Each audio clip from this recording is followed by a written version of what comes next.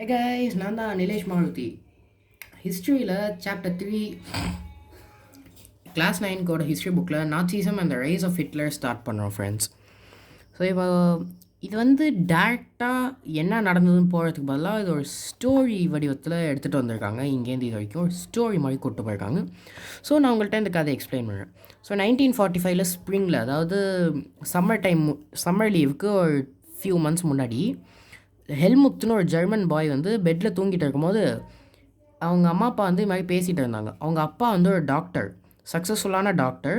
அவர் வந்து டிஸ்கஸ் பண்ணிட்டு இருந்தாங்க அவங்க அம்மா கூட, இது மாதிரி எல்லாரையும் கொல்லட்டுமா இல்லை தனியாக தற்கொலை பண்ணிட்டு போகணுமான்னு.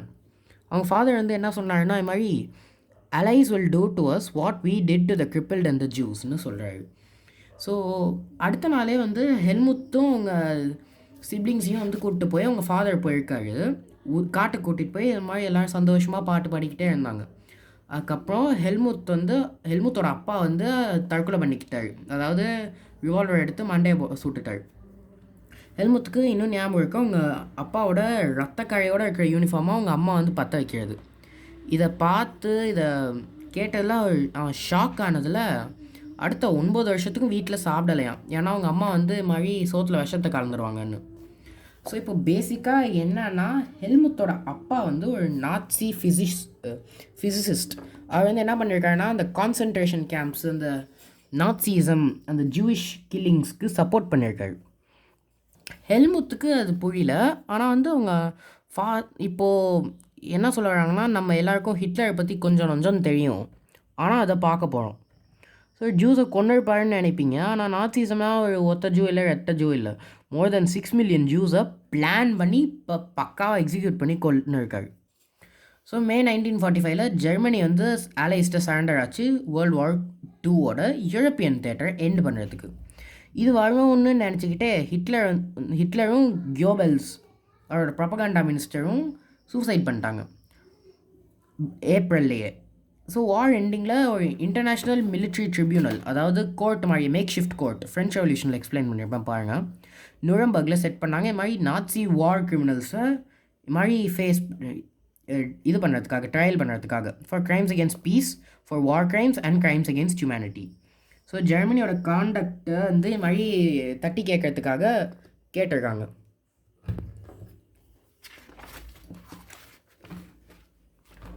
ஸோ இதை கிரைம்ஸ் அகேன்ஸ்ட் ஹியூமனிட்டின்னு வச்சாங்க. ஸோ இதனால் நிறைய மாரல் அண்ட் எத்திக்கல் கொஷின்ஸ் வந்தது இந்த ஆக்ட்ஸ்லாம் என்னன்னு கேட்டு. ஸோ வேர்ல்டு வார் 2ன்னு பேரில் ஜெர்மனி வந்து ஒரு ஜினோசைடல் வார் நடத்துச்சு. இப்போ ஜினோசைட்னா என்னன்னா, ஒரு ஸ்பெசிஃபிக் குரூப்பை டார்கெட் பண்ணி கில் பண்ணுறது தான் ஜினோசைட். அதான் போட்டிருக்கேனே. ஸோ 6 மில்லியன் ஜூஸ் கொண்டு இருக்காங்க, 200,000 Gypsies, 1 million Polish people and 70,000 Germans were mentally and physically disabled. அந்த ஸ்பெஷலி ஏபிள்டு பீப்புளெலாம் அத்தனை பேரை கொண்டிருக்காரு.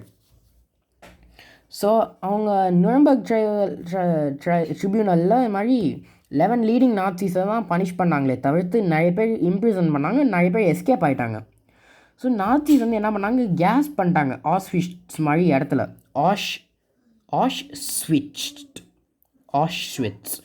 ஆஷ்விட்ஸ்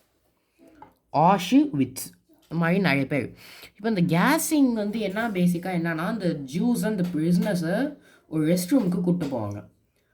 அந்த ரெஸ்ட் ரூமில் மாதிரி ஷவர் பண்ண சொல்லுவார். அந்த ஜெர்மன் ஆஃபீஸர் வந்து என்ன சொல்லுவார், அந்த ஜூஸை போய் ஷவர் எடுக்க சொல்லுவார். சரி ஷவர் ரூம் தானேன்னு சொல்லிட்டு இந்த ஜூ வந்து டேப்பை திறக்கும்போது டேப்லேருந்து தண்ணி வராது, கேஸ் வரும். அதாவது ஹைட்ரஜன் பேஸ்ட் ஏதோ பாய்சனஸ் கேஸ் போல் இருக்குது. அந்த வேர்ல்டு வார் 1ல் பாய்சன் கேஸ் யூஸ் பண்ணாங்கல்ல, அதே டைப் ஆஃப் கேஸ் தான் குளோரின் கேஸ். அதை போட்டு தான் என்ன பண்ணாங்க, உங்களை கில் பண்ணாங்க. ஸோ இப்போது இந்த நாட்சி ஜெர்மனி எப்படி வந்ததுன்னு பார்த்தீங்கன்னா, இது ஜெர்மன் எக்ஸ்பீரியன்ஸ் வேர்ல்டு வார் 1ஓட எண்டில் என்ன நடந்திருக்குமோ அதான்னு சொல்கிறாங்க. ஸோ ஜெர்மனி வந்து வேர்ல்டு வார் 1 20th சென்ச்சுரி, அதாவது 1914லேருந்து 18ல் மாதிரி ஆஸ்ட்ரியன் எம்பையர் கூட அலைஸை எதிர்த்து சண்டை போட்டாங்க. அலைஸ் வேர்ல்டு வார் 1ல் யாருன்னா இங்கிலாந்து, ஃப்ரான்ஸ், ரஷ்யா, யூஎஸ்ஸு, இட்டாலின்னு நினைக்கிறேன், இட்டாலி, ஜப்பான் கூட இருந்தாங்க. எல்லோரும் சேர்ந்து சண்டை போட்டாங்க, இது மாதிரி டக்குன்னு விக்டரி கிடைக்கும்னு. ஆனால் என்ன ஆச்சுன்னா, யூரோப்பில் இருக்கிற எல்லோரும் புவர் ஆகிட்டாங்க. இப்போது பேசிக்காக என்ன ஆச்சுன்னா, வேர்ல்டு மேப் இங்கே, வேர்ல்டு மேப் இங்கே, இதுவே பெட்டர். ஆஸ்ட்ரியா ஹங்கரியிலேருந்து செர்பியாவுக்கு போனாங்க ஒரு 2 பேர். ஃப்ரான்ஸ் ஃபெர்டினாண்டும் அவரோட ஒய்ஃபும் ஆஸ்ட்ரியா ஹங்கரியில் இருந்தாங்க, இங்கே இருந்தாங்க. இது முன்னாடி ஒன்றா இருந்தது. இங்கேருந்து செர்பியா போனாங்க. செர்பியாவை மேப்பில் மென்ஷன் பண்ணல. ஸோ செர்பியா வந்து இது கிட்டே இருக்கும், ஈராக் பர்ஷியா கிட்டே இருக்கும். இல்லை அங்கே இருக்காது. யுக்ரைன் கிட்ட, எஸ்டோனியா லித்துவேனியா கிட்டே இருந்தது. ஸோ அவங்க டூர் போன போது என்ன ஆச்சுன்னா, அங்கே அவங்க செத்துட்டாங்க. அதாவது ஒரு செர்பியன் சோல்ஜர் வந்து அவங்க காரில் கிரெனேட் தூக்கி போட்டாங்க. ஆனால் அது அவங்க காரில் படல, எஸ்கேப் ஆகிட்டாங்க அப்படின்னு நினச்சாங்க. ஆனால் என்ன ஆச்சுன்னா, அந்த அடிப்பட்டவங்களுக்கு ஹாஸ்பிட்டலில் போய் பார்க்கணுன்னு ஃப்ரான்ஸ் ஃபெர்டினாண்ட் போய் அந்த டிரைவரை தப்பான தப்பான ரைட் டர்ன் எடுத்து அங்கே இருக்க கில்லர்கிட்டே மாட்டி செத்துட்டாள். அதான் அன்ஃபார்ச்சுனேட்டாக நடந்தது.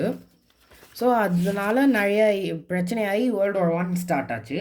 எல்லாம் வந்து என்ன நினச்சாங்கன்னா, டக்குன்னு வார் முடியும், டக்குன்னு விக்டரி பார்க்கலான்னு நினச்சாங்க. ஆனால் என்ன ஆகிட்டுனா, வார் வந்து ட்ராக் அவுட் ஆகிட்டு. அவங்க நினச்சது ஒரு 2 months 3 months நடக்கும்னு. ஆனால் என்ன ஆகிட்டுனா 4 yearsக்கு போயிட்டு வார். ஓகே, ஸோ இப்போ என்ன நடந்ததுன்னா, ஜெர்மனியோட பிளான் வந்து ஆஸ்ட்ரியா ஹங்கரி கூட சேர்ந்தாங்க. அவங்க கோல் என்னென்னா, இப்படி போய் ஃப்ரான்ஸை பிடிச்சிட்டு போலாண்டை பிடிக்கிறது தான். ஆனால் என்ன ஆகிட்டுனா, இப்படின்னு ரஷ்யன் ட்ரூப்ஸு இப்படி அதுக்கப்புறம் 10 எக்ஸ்ட்ரா டைரக்ஷன்லேருந்து அமெரிக்கன் ட்ரூப்ஸ் வந்து ஜெர்மன்ஸை போட்டு நசுக்கிட்டாங்க. ஸோ இந்த அப்டிகேஷன் ஆஃப் ஜெர்மன்ஸ்க்கு மாதிரி இவங்க இருந்தாங்க, கைசர் வில்ஹைம் இருந்தார். அவர் வந்து ரஷ்யன் சார் மாதிரி அவர் அப்டிகேட் பண்ணிட்டார். ஸோ அதனால் என்ன ஆச்சுன்னா, வெய்மார் ரிப்பப்ளிக்னு ஒரு குட்டி பொம்மை கவர்மெண்ட்டை போட்டுவிட்டாங்க. ஸோ அது வந்து இப்போ இருக்கிற மாடர்ன் ஜெர்மனி மாதிரி இருந்தது, ஆனால் நல்லாவே இல்லை. ஸோ ஈக்குவல் ரைட்ஸு ஃபஸ்ட்டு கொண்டு வந்தது ஜெர்மனி தான். யாராவது இல்லைன்னு சொன்னால் வெய்மார் ரிப்பப்ளிக் இருந்ததுன்னு சொல்லுங்கள். ஆனால் அந்த இருந்த மக்களுக்கே பிடிக்கல. ஸோ வெசைல்ஸ்னு ஒரு இடத்துல பீஸ் ட்ரீட்டி போட்டாங்க அலைஸ் கூட. அது ஹார்ஷ் அண்ட் ஹியூமிலியேட்டிங்காக இருந்தது.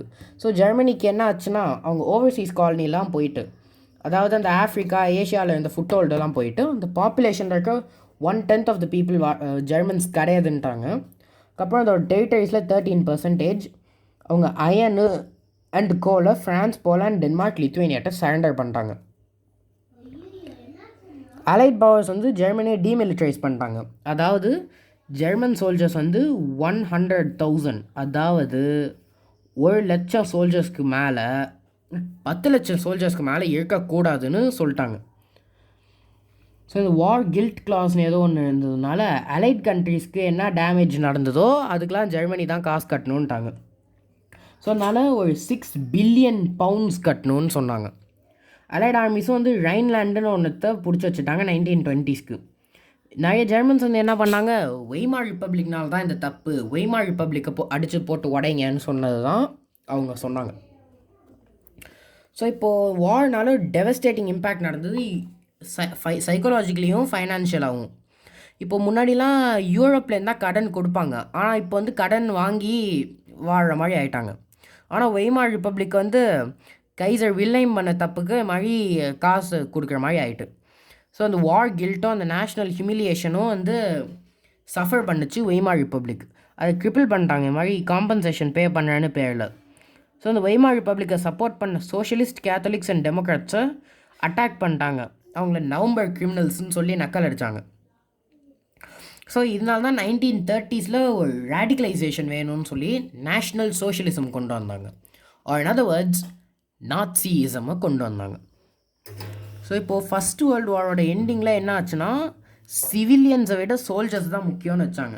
ஸோ பாலிட்டிஷியன்ஸும் பப்ளிசிஸ்ட்டும் என்ன பண்ணாங்கன்னா, மென் வந்து சோல்ஜர்ஸ் மாதிரி அக்ரெசிவாக இருக்கணும், தைரியசாலியாக இருக்கணும், ஆண்மையோடு இருக்கணும்னு சொன்னாங்க.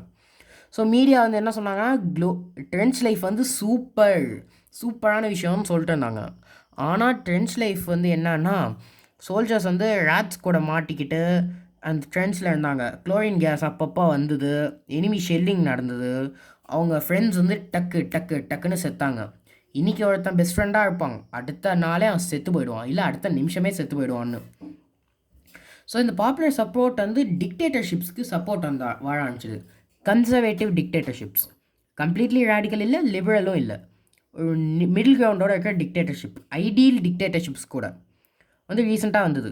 ஸோ இந்த டெமோக்ரஸிங்கிறதே ஒரு யங் அண்டு டெலிகேட் ஐடியா. அது வந்து இந்த இன்டர்வார் யூரோப்பில் இருந்த பிரச்சனையெல்லாம் ஃபேஸ் பண்ண ரெடியாக இல்லை. ஸோ இந்த வெய்மார் ரிப்பப்ளிக்கு வந்த டைமும் ஸ்பார்டாசிஸ்ட்